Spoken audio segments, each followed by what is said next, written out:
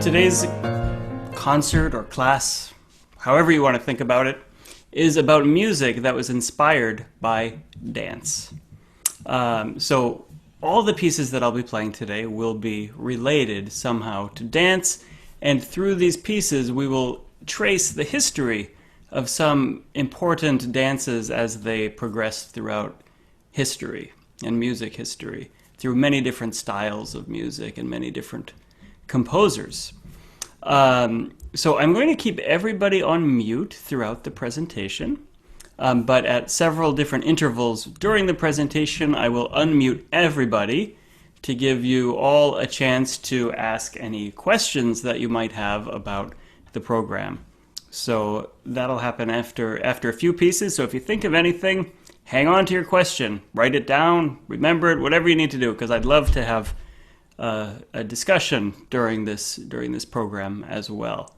Okay, so we're going to start by talking about some dances and how dances have evolved throughout music history. Dancing and singing have been one of humanity's responses to the world around us since the beginning of time. Dance is a way to express joy or sadness, as is music, expressing the many emotions that come with being a human. So it's been with us for a long, long time. And modern science even shows that song and dance probably served some sort of evolutionary purpose. Dances traveled all over the world and sometimes combined, creating new dances in the process. Composers of concert music have always been drawn to the dance, and even if they weren't writing music specifically for dancing, they wrote concert music inspired by dance. Today's presentation won't include any ballet or anything like that, no music that was actually written for people to dance to, but music just inspired by the dances that people have done. So for a long time in human history, music and dance were inseparable. You wouldn't have a situation where you sit around and listen to music without moving to it. People combined the two. They sang and they danced. Now, where that began to change in history was with the early church. We're talking about the 1500s. Palestrina, for example, was a composer who was alive during this time period. And he was alive from 1525 to 1594. And he wrote music for the church. And the church in Europe at this time was they ran the continent, basically. You didn't have this separation of church and state. And the church became very conservative during this time, and they were afraid that dancing would lead people into a life of sin and doing terrible things. So they instructed the composers who were writing for the church to write music that was as undanceable as possible.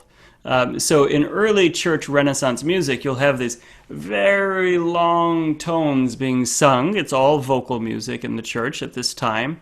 And the tones were so long that it's sort of impossible to hear a beat. And the beat, as we know, is the element of music that makes us want to tap our toes or snap our fingers or move around while we're hearing it. So the early church actually outlawed the sense of beat in music. So it was at this point that singing and dancing became separate. People would sing for the glory of God, but the church thought that dancing would only bring the devil.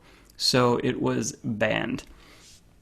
So this is a big divide between popular music and religious music during the 1500s. In popular music, of course, people still sang and danced. The first dance I want to play for you is called a Sarabande. And the history of the Sarabande is so interesting. It derives from two possible dances, one called the Chacona and one called the Sarabande. These were both dances originally very fast dances. People would dance while spinning around in circles and singing, and the lyrics would be popular lyrics. They weren't refined in any way. This was a very popular dance in South America, and it came about when European explorers brought European music to South America, and it mixed with the music that was native to that continent. And then it made its way back to Europe, where it became wildly popular with both the elite courts and with the general population. However, the church, again, it always comes back to the church in Europe because they were very powerful. They found the sarabande to be too exciting, and they outlawed it because it was too fast, too exciting, could lead people to having sinful thoughts, according to the church. So the sarabande kind of slowed down, and it made its way from Spain to the royal courts of France, where again it became more of a slow and elegant dance. And this brings us to the Baroque era, where we have a very famous composer, Johann Sebastian Bach, who was writing dance suites influenced by dances from all over Europe, as far as he knew them, from France and from England, from Italy, from Spain. He would write these different styles of dances. And in his dance suites, you often see the sarabande. It's gone from being called the Sarabande to now the sarabande. And in Bach's music, the sarabande is one of his slowest and most intimate creations. So we'll begin with a sarabande. This is from his partita, which means a dance suite in B flat major.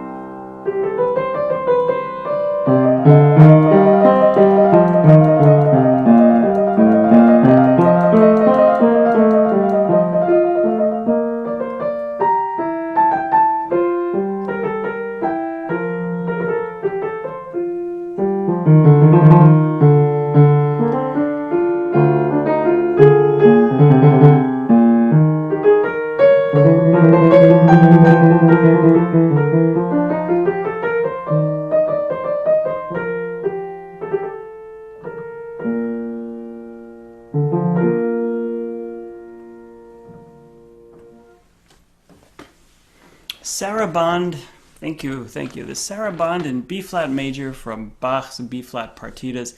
His dance suites are just full of these extraordinary sarabandes.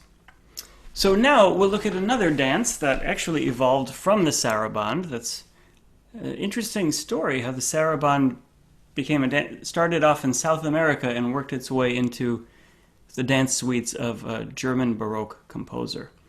Now, the minuet is another very famous and important dance.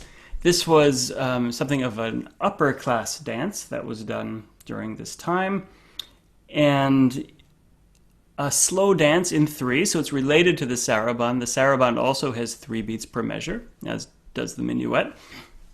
The minuet was ubiquitous in music throughout the Baroque and then the classical era. We can think of some famous examples of minuets.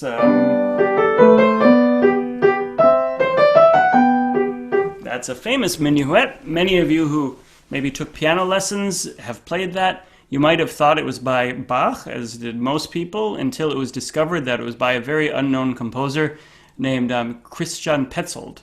So there you go. You thought you were playing Bach, but you might not have been.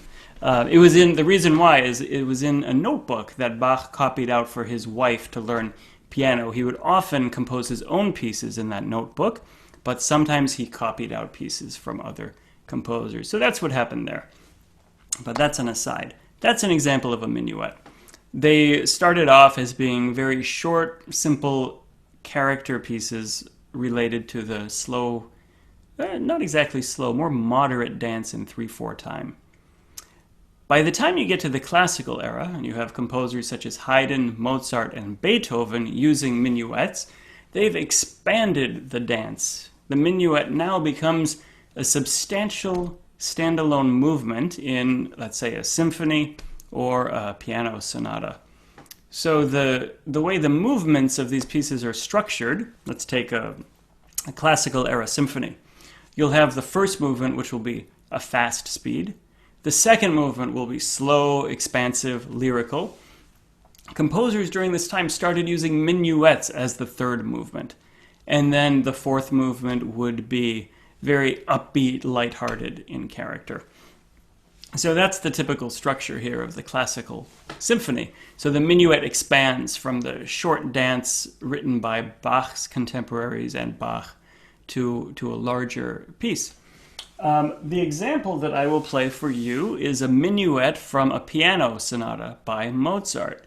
This is the sonata in E flat major, and this is the second movement of the sonata. So here in the sonata, the first movement is actually the slow movement, so Mozart's doing something very different here. The second movement is the minuet, and the third movement is going to be the fast, lighthearted piece. So Mozart is using the minuet as a substitute for the slow, expansive movement. Minuet in B flat major from a Mozart piano sonata.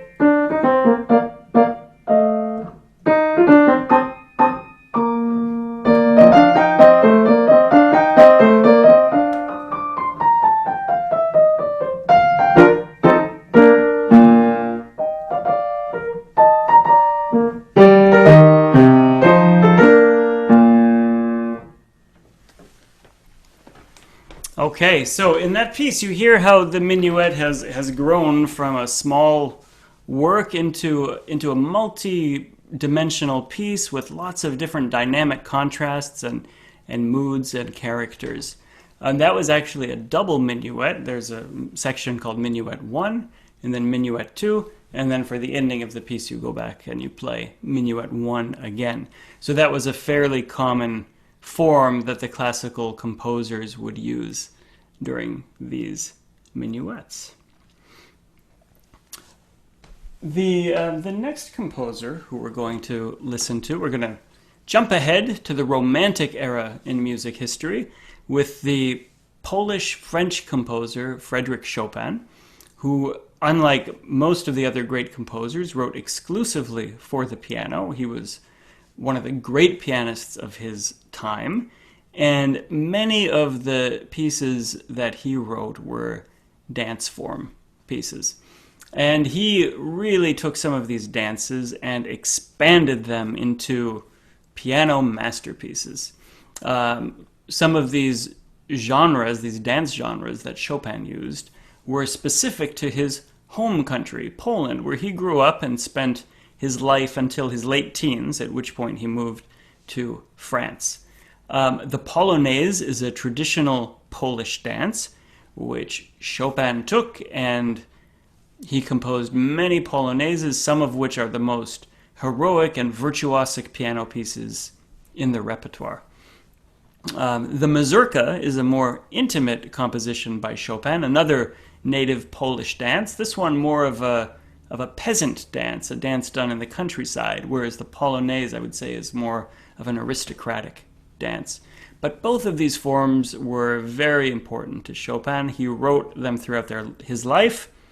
He wrote his first Polonaise when he was about 6 or 7 years old, and that's actually the one I'm going to play for you today. And he was writing mazurkas from his early teens until the end of his life. And another one of the genres that Chopin wrote magnificent pieces was the waltz. And so we'll talk a little bit about the waltz as well. One piece at a time, though. We'll begin with the Polonaise by Chopin, which he wrote when he was just a child.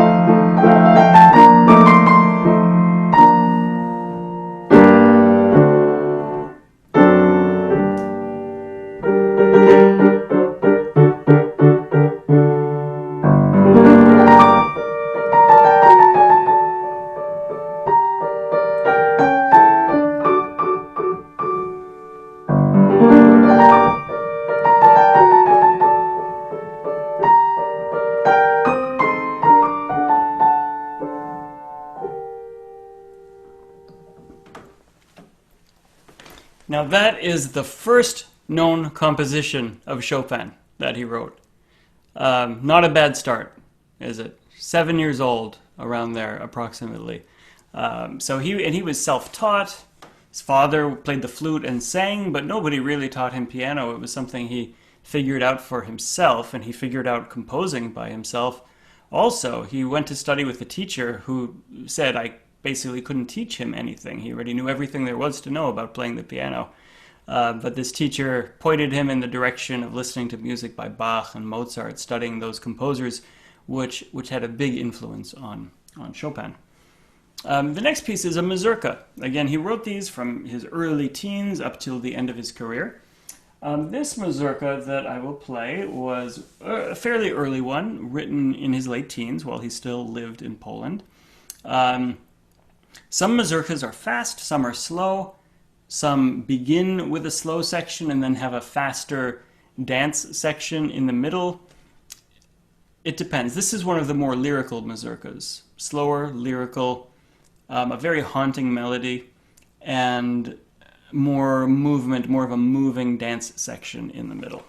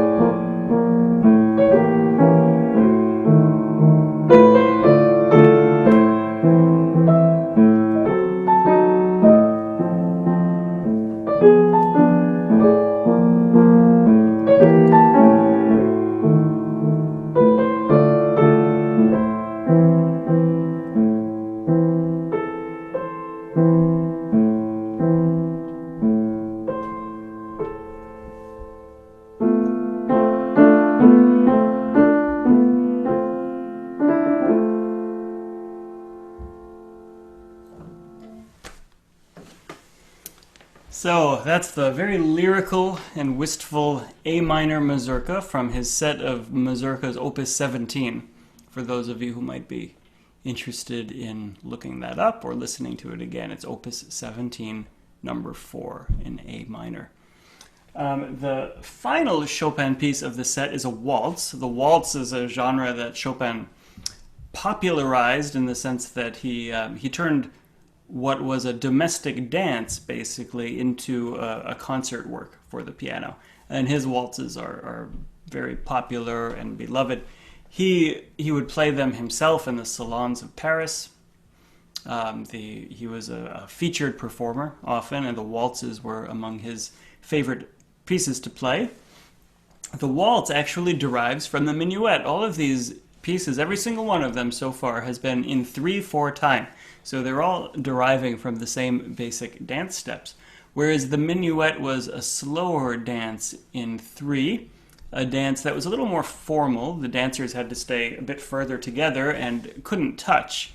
The waltz changed that. The waltz kind of arose in the countryside, and the people dancing could actually touch each other. So it was very scandalous, and of course, as with anything scandalous, became very popular very quickly. So the waltz really spread in popularity all throughout Europe. It was really the social dance of the 19th century. So Chopin capitalized on the popularity of this dance, writing some of his most beloved pieces. This is the waltz in C-sharp minor, opus 64, number 2.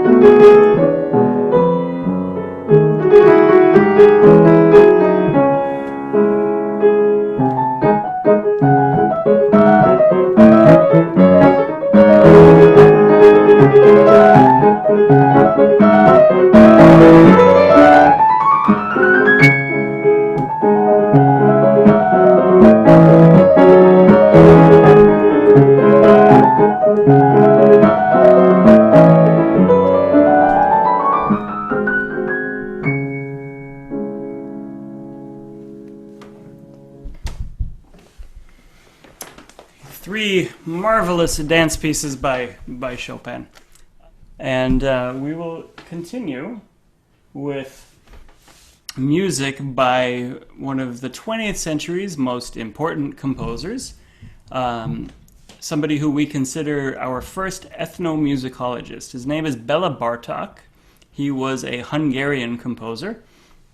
As well as being a virtuoso pianist, he traveled the countryside of Eastern Europe, listening to, recording, and transcribing the music that was being sung by peasants in the country. So he was really the first person to, in a systematic sort of way, record music being sung out in the world for history, basically, for science and history, to better understand the music. That was one part of what he did. He's also a composer and a virtuoso pianist. So he then takes some of the melodies and the dances that he hears and works them into instrumental music for piano solo or violin, piano violin, etc. I'll play you some selections from his set of Romanian folk dances. Now, Bartók was Hungarian, but he did travel around and collected all sorts of folk music from different places. So it's really wonderful to hear what he did with the music that he heard, combining it with existing classical music ideas to create a very new way of writing and thinking about music in the early 20th century.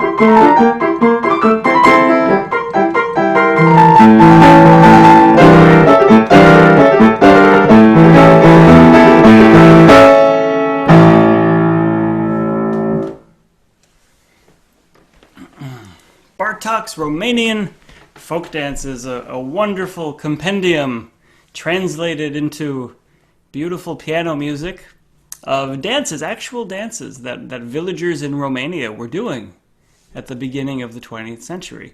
So it's an artistic document, and in a way it's a historical document, because of course many of those communities don't exist anymore. So this is a way of keeping alive what they were doing. And now we have our tour of dance-inspired music is also a bit of a tour of music around the world, because dance, of course, traveled around the world. Now we're going to be back to South America with a Brazilian composer named Hector Villa-Lobos. And so he was a composer in Brazil who was doing with Brazilian folk music what Bartók was doing in Europe with Hungarian and Romantic folk music. Villa-Lobos traveled around Brazil listening to native music. And he had studied in Paris at the beginning of the century. He knew Stravinsky and all the great artistic figures of that time, and was writing music that blended his Brazilian folk heritage with the impressionist music and the sort of national music like Bartók was doing. So a combination of all these different influences. And this particular piece by Villa-Lobos that I will play, it's called Legend of the Native. And it mingles Debussyan, very impressionist, blurry, atmospheric harmonies with the dance rhythms of Brazil. You might hear, if you listen very closely, this rhythm, the habanera rhythm. It's disguised very cleverly, but it's in there. And these very impressionist harmonies, and it's a very lyrical piece, but it also has a very this very native South American rhythm in it, which really was a big influence on Villa-Lobos. So Villa-Lobos, the Legend of the Native.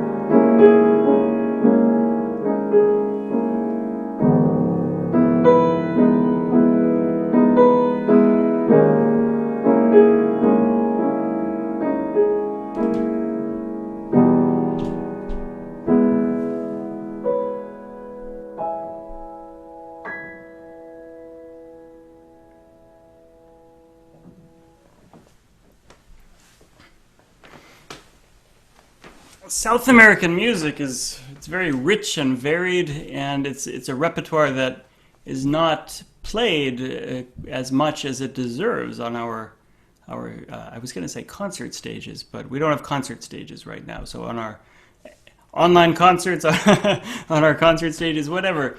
South American music, you've got Villa Lobos, you've got the next composer I'm going to play is Ginastera, who's an Argentinian composer.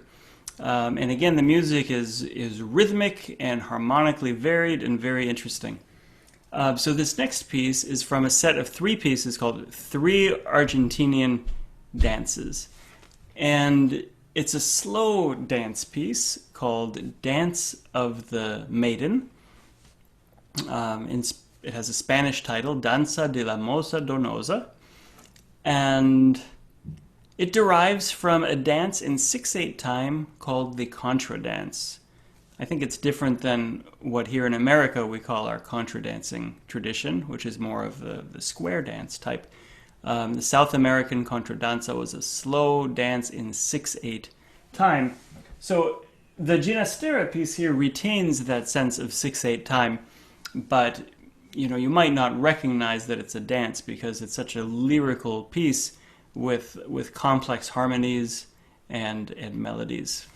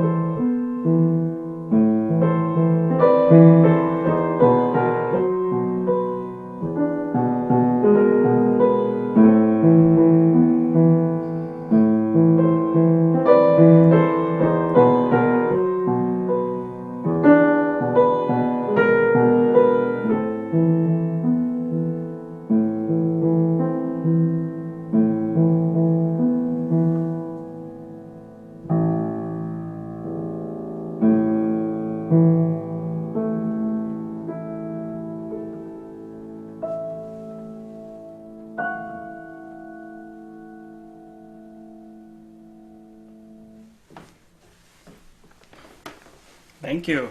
Good. That last chord, it's just such a wonderful surprise. Yeah, you don't expect that coming at all.